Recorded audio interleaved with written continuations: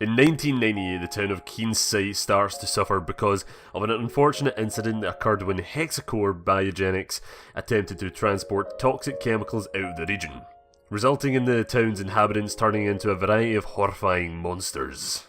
Right, ladies and gentlemen, my name is Kieran and welcome back to a new survival horror, and today we're going to be diving into the world of Daymare 1998, an upcoming survival horror title from indie team Invader Studios, who are best known for their work on Resident Evil 2 Reborn. Invader Studios was founded in 2016 by a group of friends and professionals who shared similar ideas on games and their love for survival horror. Back then, the team began work on Resident Evil 2 Reborn, an unofficial remake of Capcom's classic Resident Evil 2 that came out back in what so happens to be 1998. Reborn switched up Resident Evil 2 by changing the camera perspectives from the classic fixed camera angles to the style of the over-the-shoulder camera which you see in Resident Evil 4, 5 and 6. The project was later canned due to the announcement of the official Resident Evil 2 remake being developed by Capcom themselves. With the knowledge they gained from developing their own Resident Evil fan game, and also their prior game development experience, the team set out to make their own mark on the survival horror genre, and this mark being Daymare. Daymare 1998 looks to draw a lot of inspiration from the Resident Evil series, from the over-the-shoulder camera, to the setting, and even to the character designs. The game follows several playable characters as they make their own way through the city, try to survive and uncover the truth behind the accident. Gameplay acts very similar to that of, again, Resident Evil 4, so if you like that game you'll definitely be into this. When aiming, you will not have a standard reticle like in most shooter games, instead you'll have a laser sight to rely on when aiming, which could result in more precise shots as a reticle could be sometimes less accurate. Notes can be found throughout the world that tells the stories of citizens in the town, or maybe just is someone leaving behind clues on how to solve a puzzle. This can be found in many survival horror games, so it's not really a major thing that this is in there, but it's still cool to just address. Weapons can be holstered for some reason. I don't really see the point apart from immersion, but maybe it's like a puzzle requires you to use both your hands or something, so you have to holster your gun. Or maybe it's for like to get a good jump scare out of you because your character holsters the gun and then you walk down the corridor and you're like, oh shit. I don't know. I don't really see the point in it. It's just there. It's nice that it's there, but yeah. I don't know why. There are different collectible items in the game, such as small keys that can be used to unlock things like lockers or cabinets, and fuses that are needed for fuse boxes that can unlock doors. Ammo is scattered throughout the place like in any other survival horror game, and it is scarce as well, because you know, this is a survival horror title after all, so yeah. There are a variety of small puzzles that have to be solved throughout the levels that can be seen in gameplay footage.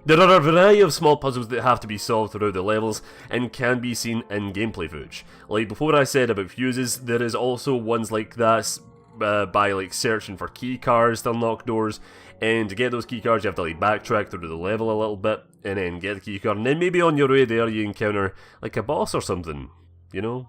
Because why not? Enemies in Daymare are actually quite difficult to defeat. Even the devs are saying that we shouldn't waste our time trying to kill every enemy in every level. These enemies are varied from standard zombies that can take only a couple of shots to kill, to big horrible mutated like humanoid things that look like they can take a beating from the player. With enemies in the game being tough, players will have to carefully manage their resources and to make sure to only use their ammo when absolutely necessary, because you never know when a boss fight will turn up. Invader Studios also confirmed that the gameplay will not have co-op or multiplayer during an interview that they had with the guys over at Row.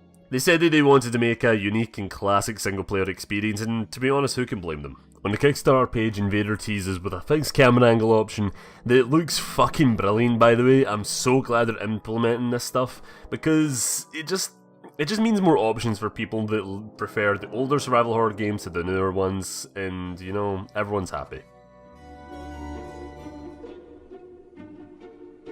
So what do I think about the game? Well, the game, I'm sorry to admit this, it's not really grabbing me that much, and to be honest, I really wanted to be honest when it comes to my videos as well, so I didn't really want to be like, oh I'll just, it excites me. No, it's not really exciting me, it's intrigued me more than anything. Like, the thing is, I've not seen enough on it, I've not seen enough gameplay, I've not seen much anything. There's not really a trailer out there that grabs me, and the thing is, I think that's the main problem with these kind of smaller games, is that every time they release a trailer, it's always kind of the same thing, where it's like, dum, dum, dum, dum, dum, boss, end trailer, title, boom, that's it. And none of them really grab me, like, that's the thing, like, none of them really grab me at all. The game looks interesting, I must admit, the game looks cool, because it's basically a Resident Evil clone, let's just admit here. Like, everyone else compares it to Resident Evil, even the devs are like, yeah, this is basically a Resident Evil game, we couldn't get a license for it, so yeah, we're fucking making our own version. This is what basically, I think Eurogamer put it quite well, is this game is basically a Resident Evil game, but set in another universe, and that's basically it. And the thing is, that's a good thing, and also a bad thing at the same time, because the good thing, I'll start off with the good thing. The good thing is that there isn't, like, this is a Resident Evil game that people have been wanting for a long time. Fixed camera angles and over-the-shoulder camera, set in a zombie apocalypse city. Boom, Resident Evil 2. Boom, that's about it. Like, it's the best of both worlds. It isn't exactly like Resident Evil 2 Remake because it doesn't just have that over-the-shoulder camera, it has also the fixed camera angles as well, which I didn't actually realise until editing the video. Like, I only added that in after I was like, oh, maybe I should, like, skim over, because this video feels really short. We should probably beef it up a bit. Let's go and search for more info. Fixed camera angles, there we are, fucking fantastic, because I should have checked the Kickstarter page instead of, searching for, like, articles and stuff like that, so yeah. But anyway, on the bad side, you really want your game to have its own identity, especially when it comes to the survival horror genre, because we have games like Silent Hill, which is definitely unique. If someone showed you a screenshot of Silent Hill, you will definitely spot it. Same goes with Siren, same goes with Resident Evil, same goes for Fatal Frame. Daymare isn't its own thing yet. It isn't its own identity yet. If I showed you a screenshot, if I showed a horror fan a screenshot of this, they'd probably just say it's a Resident Evil game. And to be honest, it's fair, because it basically is. But just don't get me wrong, like, all this isn't necessarily, like, bad things towards the game. I'm sure this game's going to turn out perfect, because this game does look pretty cool. I want to see more of it, I want to see more gameplay of it, and I want to see, like, a trailer that grabs me. So, yeah. The multiple character arc thing kind of interests me as well. I'm curious if they're going to do it like Siren Blood Curse, where it's like you go through episodes and then you come back to certain characters and all that. I'm curious how that'll affect, like, progression, because obviously you're going to play as one character, you're going to get guns, you're going to get ammo, and then you're going to go into a new character that doesn't have any of it.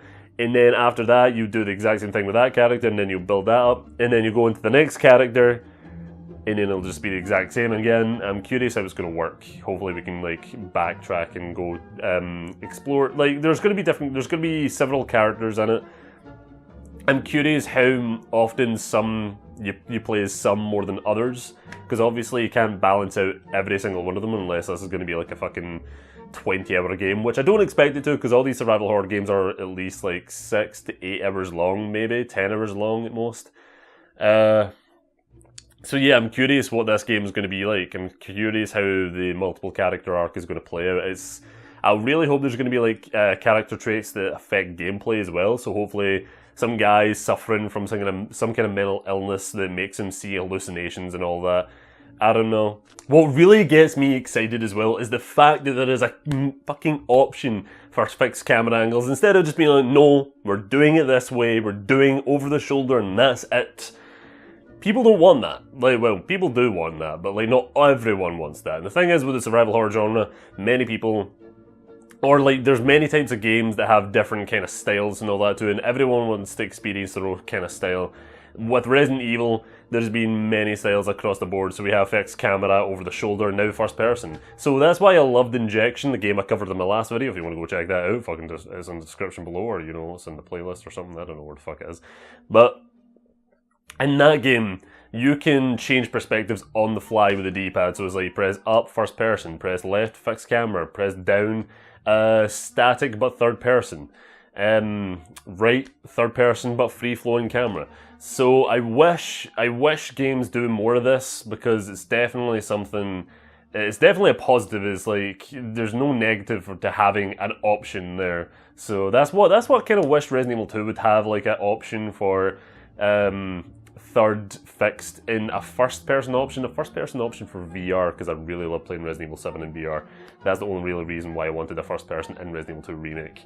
But yeah, like like props to you guys having the fixed camera angle option in there. I really hope it stays in there. In the final version of the game, hopefully it's not just like a tacked on thing at the very end where it's like, oh yeah, you completed the game and over the shoulder, now you get to play in fixed camera. So hopefully it's there from the start.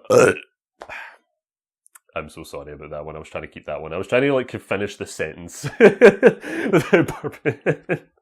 So final thoughts on the game. I want to see more. That's it. I just want to see more. I want to see more of the game. I want to play the game.